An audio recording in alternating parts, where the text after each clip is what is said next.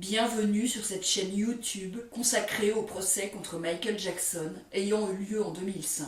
Sur cette chaîne, je résume le procès jour après jour en m'appuyant sur la retranscription du procès venant du tribunal de Santa Maria en Californie. Si vous ne l'avez pas déjà fait, je vous recommande fortement de visionner mes vidéos précédentes afin d'avoir une vision précise du déroulement de ce procès et de prendre connaissance de l'ensemble des informations. Dans la vidéo d'aujourd'hui, je vais résumer le déroulement du procès le 19 mai 2005, 55e jour du procès après la sélection du jury.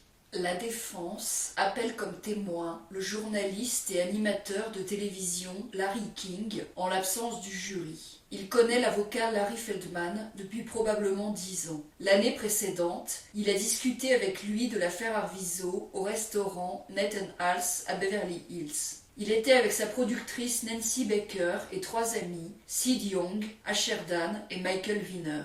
Il avait contacté Larry Feldman pour chercher à le convaincre de venir dans son émission. La rencontre a duré 45 minutes. Il dit que Larry Feldman lui a dit concernant les accusations contre Michael Jackson que 10 ans plus tôt, c'était une bonne affaire, mais il pensait que la mère dans cette affaire de 2003 était dingue et qu'elle voulait juste de l'argent. Il ne voulait pas la représenter. Il lui a conseillé de voir quelqu'un d'autre et il a informé les autorités. Larry King dit que Larry Feldman a employé le mot dingue, wacko, plusieurs fois. Il dit que Larry Feldman a dit qu'il avait donné son opinion aux autorités. Larry Feldman voulait être un participant régulier de l'émission de Larry King, mais finalement ce n'est jamais arrivé. Larry King a appris en lisant le journal que Larry Feldman avait décidé de représenter Janet Arvizo. Le juge n'autorise pas Larry King à témoigner devant le jury. La défense appelle comme témoin Michael Wiener en l'absence du jury. Il a rencontré Larry Feldman lors du même repas avec Larry King à Nathan Hales il y a 6 mois. Il était question que Larry Feldman rejoigne l'émission de Larry King comme expert pour commenter le procès à venir contre Michael Jackson.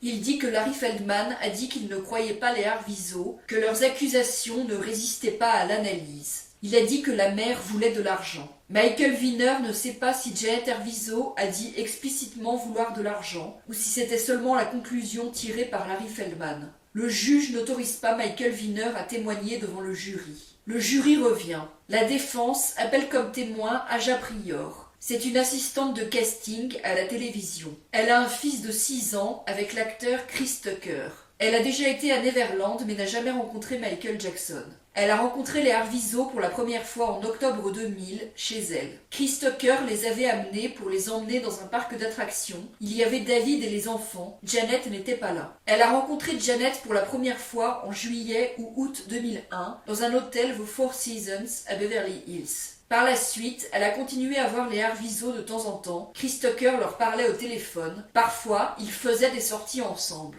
Elle dit que David était toujours avec les enfants. Parfois, les enfants Arvizo appelaient par téléphone et elle leur parlait. Au départ, elle les considérait comme des amis de Chris Tucker et n'a pas développé de relation avec eux avant 2001. Elle a développé un lien avec les enfants, surtout Devlin. C'est à Devlin qu'elle parlait le plus au téléphone. Elle a appris qu'une collecte de fonds avait été organisée à The Love Factory pour Gavin, car Chris Tucker le lui a dit. C'est là qu'il avait rencontré Gavin. Elle a développé une relation avec Janet parce qu'elle aimait les enfants Arvizo. Elle dit que c'est dur pour elle car elle aime beaucoup les enfants Arvizo. Elle s'est rapprochée de Janet parce qu'elle était une mère, dans le contexte de la maladie de Gavin, et elle se parlait des enfants. Vers la fin de l'année 2001, Janet a commencé à l'appeler au téléphone. Elle a continué à lui parler par téléphone au début de l'année 2002 et l'a vue en septembre 2002 quand elles ont pris un bus ensemble pour aller à Neverland fêter l'anniversaire du fils d'Aja Prior et Chris Tucker. Les enfants Arvizo étaient là aussi et Jay, elle ne connaît pas son nom de famille. Michael Jackson n'était pas là. Aja lui avait parlé brièvement au téléphone quand elle était avec Chris Tucker à Las Vegas. Michael Jackson avait autorisé la tenue de cet anniversaire à Neverland.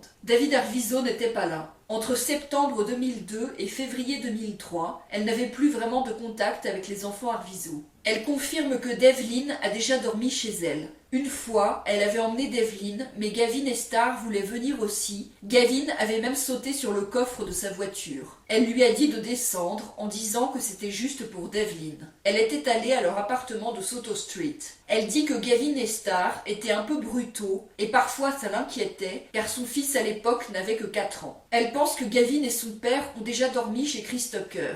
Elle dit que Janet ne lui a pas demandé d'aide et qu'elle a donné au Arvizo un cadeau de Noël de 600 $. Janet lui avait dit que son mari l'avait maltraitée et était parti avec la voiture en la laissant sans argent. Janet décrivait David Arvizo comme un père et mari horrible, disait qu'il avait dit à ses enfants qu'il ne les aimait pas, qu'il avait dépensé l'argent recueilli lors d'une collecte de fonds pour Gavin. Une fois, Janet lui a dit que Gavin avait un bras cassé et que c'était après avoir joué au baseball. Janet ne lui a jamais parlé de l'affaire J.C. Penney. Aja Prior lui a donné le cadeau de Noël à 600 $ pour Noël 2001. C'était un chèque de banque qu'elle a donné à Janet. En février 2003, Janet l'a remercié au téléphone de leur donner une voiture. Aja Prior ne savait rien là-dessus, Chris Tucker ne lui en avait pas parlé. Ce n'était pas forcément l'intention d'Aja Prior de leur donner la voiture et elle ne l'a pas fait. Devlin lui a téléphoné plusieurs fois pour lui demander quand elle leur donnerait la voiture. Le dernier appel était en avril 2003. C'est la dernière fois qu'elle a parlé à Devlin. Janet lui téléphonait aussi pour lui demander la voiture. Devlin lui laissait des messages pour lui demander la voiture pendant le mois de février 2003. Elle dit que Gavin et Star avaient besoin d'être surveillés quand ils étaient chez Chris Tucker. Par exemple, une fois Gavin avait renversé une boisson avec son pied et il a fait comme si c'était un accident. Elle dit qu'il manquait de discipline. Elle n'a jamais vu David les discipliner quand il était avec eux. Elle a regardé le film de Bashir à la télévision, puis elle en a parlé à Devlin quand celle-ci lui a téléphoné. Janet lui a dit qu'elle n'avait pas donné sa permission pour que ses enfants apparaissent dans le film. Elle dit que Janet lui avait dit que David se droguait et utilisait leur argent en partie pour ça. Elle dit que Janet lui a dit en février 2003 au téléphone qu'ils allaient au Brésil avec Michael Jackson et sa famille pour le carnaval et elle lui a proposé de venir. Aja Prior était intéressée pour aller avec eux au Brésil. En mars 2003, Janet a su que Michael Jackson n'irait pas au Brésil. Elle a parlé à Janet pour la dernière fois au téléphone en mars 2003. Janet ne lui a jamais dit qu'elle aurait été retenue contre son gré par Michael Jackson ou victime d'un complot. Devlin ne lui a jamais dit ça non plus. Janet n'a jamais dit être forcée d'aller au Brésil. Janet et Devlin ont appelé Aja Prior plusieurs fois en février-mars 2003 et il pouvait arriver que Gavin parle aussi au téléphone. Janet ne s'est jamais plainte de Michael Jackson à Aja pendant cette période de février-mars 2003. Aja Prior confirme qu'elle était présente au moment de l'entretien avec les assistantes sociales du DCFS, car Janet lui avait demandé d'être là. Janet ne lui a jamais dit être forcée de faire quoi que ce soit. En fait, Janet lui avait dit qu'elle était en colère que Bashir ait présenté l'amitié de son fils avec Michael Jackson hors contexte, et elle était contente de faire l'interview en vidéo pour Take Two. Elle dit que Janet faisait des compliments sur Chris Tucker et elle, d'une manière qui la mettait mal à l'aise, en disant qu'ils étaient des anges, et comme ils avaient tellement fait pour sa famille. Elle faisait aussi des compliments sur Michael Jackson.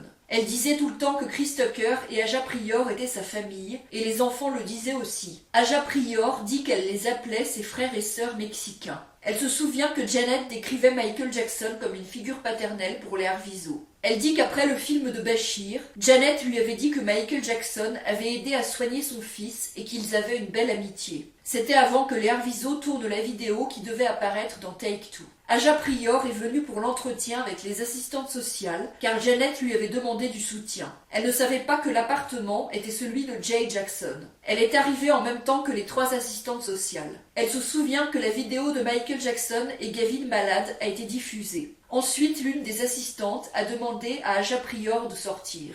Janet a d'abord insisté pour qu'Aja reste. Finalement, Aja Prior est sortie pour attendre dehors. Quand elle est revenue, tout le monde se faisait des hugs et il n'y avait plus de tension dans la pièce. Elle dit qu'elle était venue une fois à l'appartement de Soto Street, fin 2001 ou début 2002, et les enfants Arvizo lui avaient dit qu'une assistante sociale ou 2 était venue. Janet n'était pas là. Elle dit que la veille de la rencontre avec les 3 assistantes sociales, Janet lui avait téléphoné pendant le tournage de la vidéo pour Take Two et elle avait l'air d'être contente. Après l'entretien avec les assistantes sociales, les Arvizo ont demandé à Aja Prior de les emmener à Neverland. Aja Prior a emmené les enfants Arvizo en voiture à Neverland avec son fils. Un jeune homme est venu rejoindre Janet à l'appartement et Janet a dit à Aja qu'ils allaient récupérer des certificats de naissance pour avoir leur passeport. Une fois arrivée à Neverland, Aja Prior n'a pas revu Janet et ne l'a jamais revue. Elles se sont seulement reparlées au téléphone par la suite. Aja Prior a passé la nuit à Neverland et elle est repartie le lendemain soir. Après son petit déjeuner, elle a donné à manger aux éléphants et les enfants Arvizo étaient avec elle. Ils avaient pris aussi leur petit déjeuner dans la maison.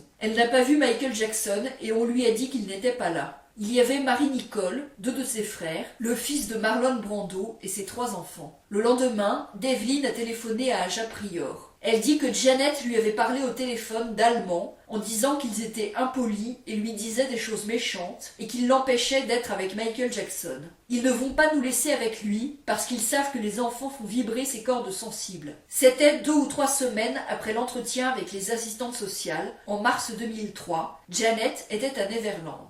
Janet a dit aussi qu'elle ne voulait pas aller au Brésil. Elle ne s'est pas plainte de Michael Jackson dans cette conversation et ne s'est jamais plainte de Michael Jackson à Aja Prior. Elle ne s'est pas plainte d'être séquestrée ou victime d'extorsion pendant cette conversation. Devlin lui parlait beaucoup de Marie-Nicole. Aja Prior a vu Devlin avec Marie-Nicole à Neverland. Aja Prior sourit quand on lui demande si Janet lui a dit qu'elle aurait été forcée de s'échapper de Neverland. Elle dit « C'est Neverland. Je ne sais pas vraiment qui voudrait s'échapper de Neverland. C'est juste un lieu amusant. » Janet ne s'est jamais plainte à Aja Prior que Michael Jackson aurait agressé ses enfants. Les enfants Arvizo ne se sont jamais plaints de Michael Jackson à Aja Prior. Aja Prior dit que quand elle avait ramené les enfants Arvizo à Neverland, après l'entretien avec les assistantes sociales, ils ont demandé à Joe s'il pouvait rester dans la chambre de Michael Jackson, et Joe a dit non. Elle dit qu'elle a regardé le film Take Two à Neverland avec son fils, les enfants Arvizo, Marie-Nicole et le fils de Marlon Brando. Elle a constaté que les Arvizo n'apparaissaient pas dans cette émission.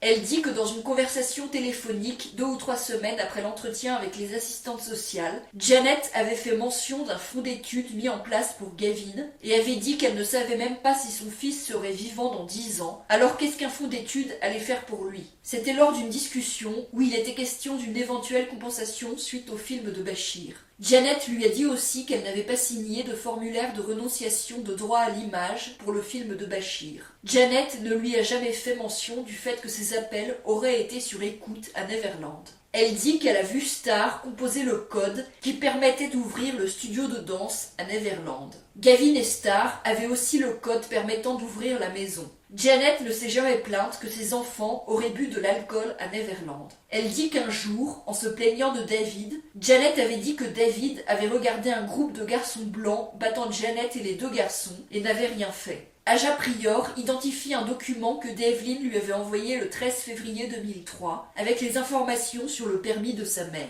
Elle ne lui avait pas demandé de l'envoyer. Contre-interrogée par le procureur Snedden, elle confirme que les Arvizo étaient affectueux avec elle et qu'ils étaient religieux. Elle confirme que Chris Tucker et elle avaient été voir Gavin à l'hôpital pour le réveillon le 1er janvier 2001 et que Janet l'avait remercié au téléphone pour tout ce qu'elle avait fait pour sa famille. Elle confirme que les Arvizo avaient assisté au mariage du frère de Chris Tucker et que Devlin l'appelait grande sœur. Elle confirme que lorsqu'elle était à une graduation de Devlin, elle avait vu que Janet avait des traces de coups sur le corps. Elle dit qu'avant la rencontre avec les assistantes sociales, Janet avait peur qu'on lui retire ses enfants. Elle confirme que Chris Tucker voulait donner sa voiture à elle au Arvizo, après lui en avoir acheté une autre. Elle confirme que les Arvizo lui envoyaient parfois des cadeaux. Elle dit qu'elle avait parlé avec Janet du fait qu'elle ne comprenait pas pourquoi il y avait eu un tel scandale après le film de Bachir, alors que Michael Jackson avait dit qu'il laissait des enfants dormir dans son lit et dormait par terre. Elle confirme que Janet lui avait dit que sa famille avait prié en se tenant les mains pour rencontrer Michael Jackson et Chris Tucker.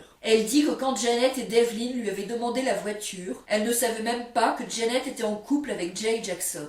La défense appelle comme témoin Lawrence Nimmer, qui a une société d'illustration judiciaire. Il explique qu'il a été chargé de documenter le son de l'alarme dans la suite de Michael Jackson, au rez-de-chaussée et à l'étage. Il a tourné une vidéo avec une femme de ménage, Maria Gomez, qui devait déclencher l'alarme en passant devant. Elle a aussi dû fermer la porte derrière elle après avoir déclenché l'alarme. Le premier test était filmé au rez-de-chaussée, le deuxième à l'étage avec Maria Gomez qui déclenchait l'alarme. Le troisième test était le même que le deuxième, sauf que la porte, au bas de l'escalier qui menait à l'étage, a été fermée. Il dit que la vidéo est fidèle à ce qu'on entend sur place et que même quand la porte était fermée, on entendait clairement l'alarme. La vidéo est diffusée pour le jury.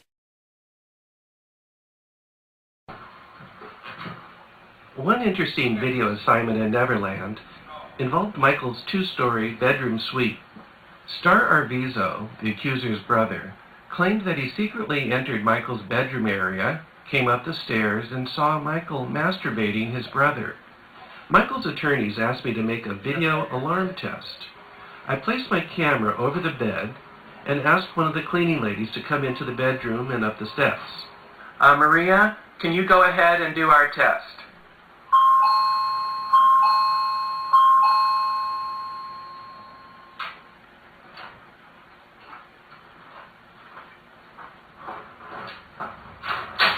The audio recorded the sound of the alarm warning that someone was coming up the steps, to show that Michael would have been aware of anybody coming into his bedroom.